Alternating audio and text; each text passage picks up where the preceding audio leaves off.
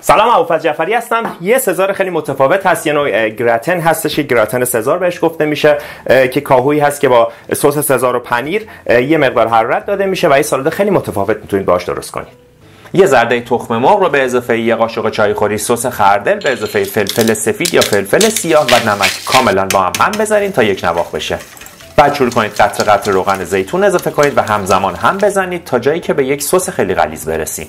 حالا یه مقدار پوست لیموی رنده شده بهش اضافه می‌کنیم به اضافه یه چند قطره آب لیمو و یک حبه سیر که داخلش رنده می‌کنیم.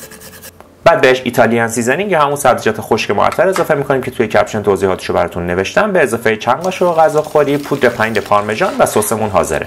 حالا کاهو رو طولی برش بدین و سستون رو روی کاهوهاتون بمالید. بعد روی سسمون پنیر پارمژان قالبی رنده کنید یا همون پودر پنیر پارمژان که داشتین روی سس بریزید. حالا باید ما یه مقدار پنیرمون رو ذوب کنیم. از یه وسیله به نام تورش استفاده می‌کنیم که این وسیله ساده هستش که توی کپشن براتون توضیحش رو نوشتم که چطور میتونید تهیه کنید.